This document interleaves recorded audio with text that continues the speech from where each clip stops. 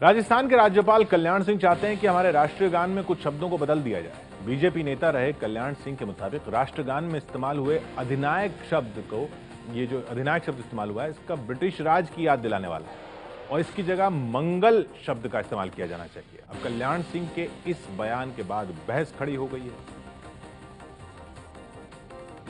जनगण मन अधिनायक जय हे भारत भाग्य विधाता, पंजाब सिंध गुजरात मराठा द्राविड़ युत्कल बंगा, विंध्य हिमाचल जमुना गंगा उच्छल जलधि तरंगा, तब शुभ नामे जागे तब शुभ आशीष मागे, गाहे तब जय गाथा जनगण मंगलदायक जय हे भारत भाग्य विधाता, जय हे जय हे जय हे।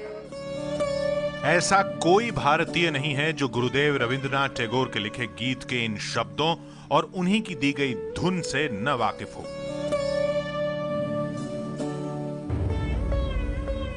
ये अब हमारा राष्ट्रगान है और हमारी राष्ट्रीय धुन भी है। राष्ट्रगान के बोल पिछले 65 साल से हमारी आजादी और संप्रभुता पर गर्व करने का मौका देते रहे हैं। 1911 में रविंद्रनाथ टैगोर की कलम से निकले इस गीत को 24 जनवरी साल 1950 को भारत का राष्ट्रगान घोषित किया गया था। तब से ही यह हमारी राष्ट्रीय अस्मिता का प्रतीक बना हुआ है। लेकिन अब 65 साल बाद राजस्थान के गवर्नर और इससे पहले बीजेपी के नेता रहे कल्याण सिंह को राष्ट्रगान में इस्तेमाल हुए इस अधिनायक शब्द पर ऐतराज हो रहा है। ये अधिनायक कौन? ये भाग्य विधाता, भारत का भाग्य विधाता कौन? जब चार्ज पंजब हिंदुस्तान आए थे उस समय रविन्द्रनाथ टैगोर ने उनकी प्रशंसा में यह गीत लिखा था। इसमें संशोधन होना चाहिए। जन गण मंगलदायक भारत भाग्य विधाता, तब सीधा सीधा हमारा संपर्क ऊपर के शरीर से जुड़ जाएगा। कल्याण सिंह राष्ट्रगान की पहली पंक्ति में आने वाले अधिनायक शब्द की जगह मंगल शब्द का इस्तेमाल करने की सिफारिश कर रहे हैं, ये कहते हुए कि अधिनायक शब्द उन्हें ब्रिटिश राज की याद दिलाता है, जिसे अब मिटा देना चाहिए। उनके इस तर्क का समर्थन बीजेपी के नेता भी कर रहे हैं। लोग कहते हैं कि जो जॉर्ज पंचम जब मुंबई के अंदर आए थे, उस समय की बम्बई में जब आए थे, उनके स्वागत में एक गान लिखा गया था। कुछ लोग आजकल बोलते हैं कि नहीं, ऐसा नहीं, लेकिन अधिनायक जो शब्द है, अधिनायक शब्द का अर्थ ही रूलर होता है, राजा होता है, शासक होता है। तो मुझे लगता है इस पर निश्चित रूप से हम लोगों को जो है ध्यान देना चाहिए। Yes, he has a point. Question is, Adhinayaka really means dictator. And in that sense, for instance, Adhinayakvad means dictatorship. So he has a point.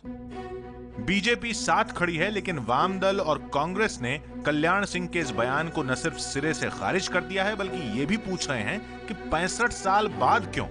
ये भी बताना चाहिए कि पहले ये अधिनायक शब्द का मतलब उनको गवर्नर राज्यपाल होने के बाद ही मालूम हुआ कि उसके पहले भी मालूम था। और अगर ये था तो मुख्यमंत्री की हैसियत से न जाने उन्होंने हजारों बार या छात्र की हैसियत से या फिर मुख्यमंत्री थे तो मुख्यमंत्री की हैसियत से तो आप कमांडिंग पोजीशन में आते हैं, तो उस समय आपको कुछ बात करनी चाहिए। या अधिनायक शब्द राज्यपाल होने के बाद किसी ने उनको बताया है, ये तो कल्याण सिंह जी ही बता पाएंगे। इस बहस में राज्यपाल भी कूद पड़े हैं। राजस्थान के राज्यपाल कल्याण सिंह को त्रिपुरा के गवर्नर तथागत राय ने मशवरा दिया है कि बदलाव की बात ठीक नहीं है। कल्याण जी प्रणाम, 68 साल हुए भारत को आजाद हुए, तो अब हमारे अधिनायक अंग्रेज क्यों होंगे? मैं राष्ट्रगान में किसी भी परिवर्तन को उचित नहीं समझता हूं। तो कल्याण सिंह के ताजा बयान ने एक बार फिर उस आरोप को भी हवा दे दी है जिसके मुताबिक बीजेपी और आरएसएस देश के इतिहास में बदलाव की कोशिश कर रहे हैं। लेकिन देश की जनता पूछ रही है कि क्या वाकई राष्ट्रगान जैसे प्रतीकों को भी अब राजनीति में घसीटा जाएगा? राष्ट्रगान में इस्तेमाल हुए अधिनायक शब्द पर आपत्ति दरअसल नई नहीं है। ये विवाद तो तब से चला आ रहा है जब यह तय हुआ था कि रविन्द्रनाथ टैगोर के लिए जनगण मन को भारत अपना राष्ट्रगान रविन्द्रनाथ टैगोर के लिखे जनगण मन को भारत अपना राष्ट्रगान मानेगा। उस दौर के इतिहास में ही ऐसे बीज पड़ गए थे जो आज एक बार फिर विवाद की वजह बन गए और आज भी यही सवाल उठा है कि अधिनायक कौन है।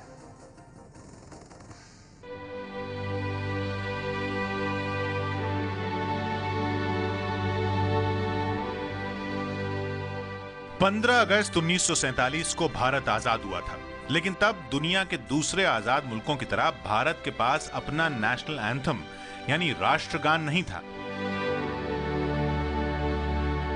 ऐसे में भारत का संविधान रचने और आजाद भारत के राष्ट्रीय प्रतीकों को गढ़ने चुनने की जिम्मेदारी संविधान सभा पर छोड़ दी गई थी। ये संविधान सभा अगले 3 साल तक बैठकें और बहसें करती रही। तब तक भारत 2 बार आजादी का जश्न भी मना चुका था। लेकिन आप ये जानकर चौंक जाएंगे कि संविधान सभा के सदस्यों की लगातार मांग के बावजूद राष्ट्रगान के मुद्दे पर कभी कोई बहस या चर्चा नहीं हुई। 26 जनवरी 1950 को भारत गणतंत्र बनने जा रहा था। इससे ठीक 2 दिन पहले संविधान सभा के अध्यक्ष डॉक्टर राजेंद्र प्रसाद ने सीधे एक बयान दिया और जन गण मन भारत का राष्ट्रगान बन गया। 24 जनवरी 1950 को संविधान सभा की कार्रवाई के मुताबिक डॉक्टर राजेंद्र प्रसाद ने कहा, एक मुद्दा काफी समय से चर्चा के लिए लंबित है, जो कि हमारे राष्ट्रगान से जुड़ा है। मुझे ऐसा महसूस हुआ कि सदन में प्रस्ताव पेश करके किसी औपचारिक फैसले से बेहतर है कि राष्ट्रगान के बारे में एक बयान दे दूं। इसलिए मैं बयान देता हूं कि उस कॉम्पोजिशन की धुन, संगीत और शब्द जिसे जन गण मन के नाम से जाना जाता है, वही भारत का राष्ट्रगान है। इसमें अगर सरकार चाहे तो मौजूदा हालात के मुताबिक शब्दों को बदल सकती है। कॉन्स्टिट्यूएंट असेंबली जिसने कॉन्स्टिट्यूशन बनाई, उसने अच्छी तरह इस गाने को समझ के बूझ के हमारा राष्ट्रीय गान नियुक्त किया है और हमें उससे छेड़खानी नहीं करनी चाहिए। जन गण मन के शुरुआती हिस्से को न केवल राष्ट्रगान मान लिया गया था, बल्कि संविधान सभा की आखिरी बैठक जो 26 नवंबर 1949 को हुई थी, उसमें पूर्णिमा बनर्जी की आवाज में इसी राष्ट्रगान को गाया गया था। संविधान सभा की आखिरी बैठक में जो बहस नहीं हो पाई थी, वही बहस आज फिर से उठ खड़ी हुई है।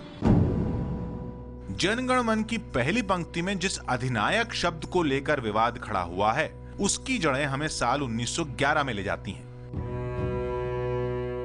उस दौर में भारत गुलाम था और अंग्रेज हुकूमत ने अपने नए बादशाह जॉर्ज पंचम की लंदन में ताजपोशी की थी।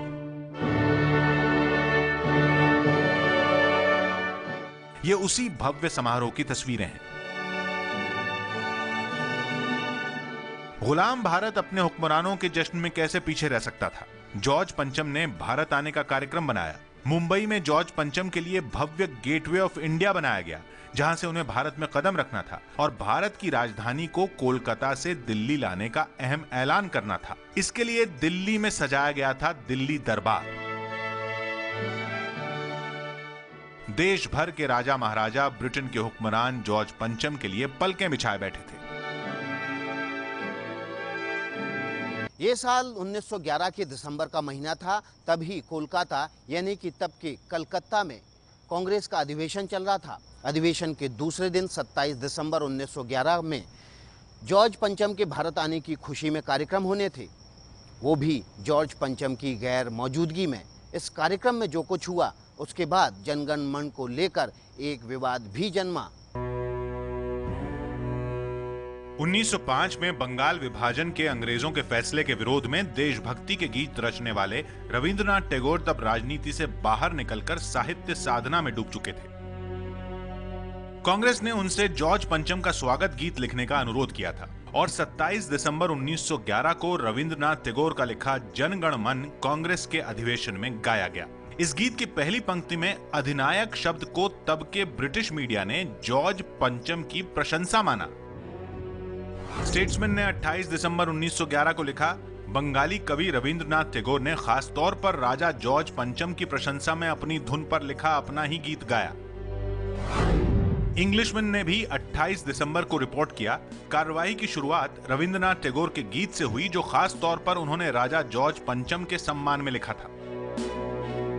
रविंद्रनाथ टैगोर के इस गीत को लेकर ब्रिटिश मीडिया की इस रिपोर्टिंग ने न सिर्फ जनगण मन को ब्रिटिश हुकूमत की प्रशंसा के विवाद में ला दिया, बल्कि रविंद्रनाथ टैगोर की देशभक्ति पर भी सवाल खड़े किए गए। लेकिन क्या ये पूरा सच था। ये जिस वक्त ये गाना पहली बार रविंद्रनाथ टैगोर ने खुद कांग्रेस के अधिवेशन में कलकत्ते में 1911 में खुद गाया था 27 दिसंबर को, तभी कोई वहाँ के जो एंग्लो इंडियन अखबार थे उन्होंने ये अफवाह फैलाई थी कि जॉर्ज द फिफ्थ आने वाले हैं 30 दिसंबर को, ये उनके गुणगान में गाया गया है।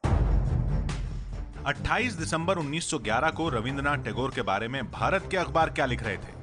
अमृत बाजार पत्रिका ने लिखा, कांग्रेस के सेशन की शुरुआत बंगाली भाषा में भगवान की स्तुति में लिखे गीत से हुई।